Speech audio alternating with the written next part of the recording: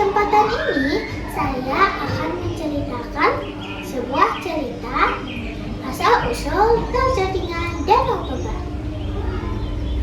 Ada yang tahu tidak Danau Toba di mana?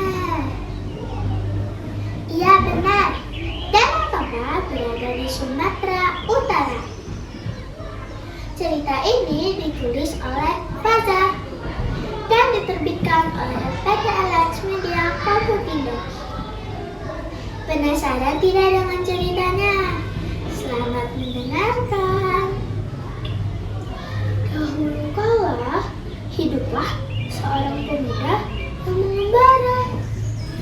Ia berjalan dari satu tempat ke tempat yang lain. Sampai akhirnya, ia menemukan sebuah sungai. Sungai itu sangat indah dengan airnya yang begitu jernih. Untuk lauk makan, ia sesekali memancing. Suatu hari saat sedang memancing, ia mendapatkan ikan yang sangat cantik dan sisiknya berwarna indah cemerlang. Ikan itu menatapinya dengan penuh kasih sayang. "Oh, ikan ini seperti jatuh hati kepadaku," ujar si pemuda. Pikiran itu cepat-cepat ditepisnya sendiri. "Hahaha, aku pasti berhayal. Hari ini aku akan makan ikan pari lezat," kata si pemuda sambil membawa pulang. Saat sudah sampai, si pemuda menaruhnya di dapur dan mengambil kayu.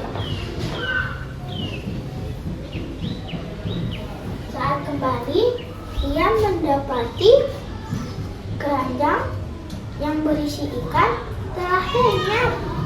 Sekarang hanya berisi keping-keping kecil emas. Si pemuda itu akhirnya memutuskan untuk membawa keping-keping kecil emas di kamarnya. Alangkah terkejutnya saat ia melihat ada gadis cantik di dalam rumahnya. "Hei, siapa kau? Bagaimana kau bisa berada di rumahku?" "Aku adalah ikan yang kau tangkap tadi. Keping-keping kecil emas adalah sisik." Si pemuda itu berpikir sekaligus untuk menjadikannya istrinya. Si pemuda itu bilang, "Maukah kau menjadi istriku?" "Baiklah, aku akan menjadi istrimu, asalkan kau tidak menceritakan asal-usulku kepada siapapun." Si pemuda itu menyetujui syarat dari si gadis dan akhirnya mereka pun menikah. Setahun kemudian, mereka dikaruniai anak lelaki yang tampan. Mereka berdua membesarkannya dengan penuh kasih sayang. Tapi sayangnya, ia tumbuh menjadi anak yang manja. Suatu hari, si anak meminta ibunya membawakan bekal untuk sang ayah. Dengan malasnya, ia berjalan mengantarkannya. Ia bermain-main dulu di sungai sampai perutnya terasa lapar. Karena tak tahan menahan lapar, ia menghabiskan bekal untuk sang ayah. Saat sudah habis, ia membungkus kembali wadah makanan yang telah kosong dan mengantarkannya kepada sang ayah. Sesampainya di ladang, "Ah, kebetulan sekali. Aku memang sudah sangat lapar. Terima kasih ya, Nak," ujar sang ayah sambil menerima makanan yang telah kosong. Alangkah terkejutnya saat si ayah membuka bungkusannya telah kosong. Si anak hanya tertawa melihat ayahnya yang kebingungan. Si ayah sangat amat marah. Si ayah memarahinya sambil memukulinya. "Dasar anak keturunan ikan," ujar si ayah berulang-ulang kali. Si ayah telah mengkhianati janjinya kepada sang istri. Saat si anak kembali, si anak bertanya pada ibunya, "Bu, kenapa aku ini anak keturunan ikan? Siapa yang mengatakan itu kepadamu?" Si ibu balik bertanya. Si anak pun menceritakan kejadiannya dengan sang ayah di ladang. Si ibu tiba-tiba menangis sedih.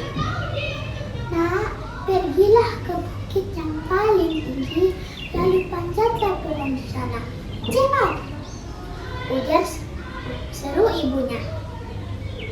Saat sudah sampai di atas, langit yang awalnya cerah berubah mendung. Petir menyambar, lalu sang ibu lompat masuk ke dalam sungai. Air bah yang besar menjadi daratan dan membuat danau. Danau itu bisa kita kenali dengan nama Danau Toba. Nah, Bapak dan Ibu juri yang terhormat dan teman-teman semua, hikmah yang bisa kita petik adalah kita tidak boleh ingkar dengan janji, dan kehendaknya seorang anak harus berbakti kepada kedua orang tuanya dengan tidak menyia-nyiakan kepercayaan yang sudah diamanahkan kepada kita. Kini, Danau Toba, danau tersebut diberi nama Danau Toba, seperti nama sang ayah. Dan di tengah-tengah Danau Toba ada pulau kecil yang diberi nama Pulau Samosir. Demikianlah akhir cerita asal-usul terjadinya Danau Toba. Terima kasih Bapak dan Ibu juri yang sudah mendengarkan. Terima kasih teman-teman semua. Kurang lebihnya saya mohon maaf. Saya Kimiko pamit. Wassalamualaikum warahmatullahi wabarakatuh.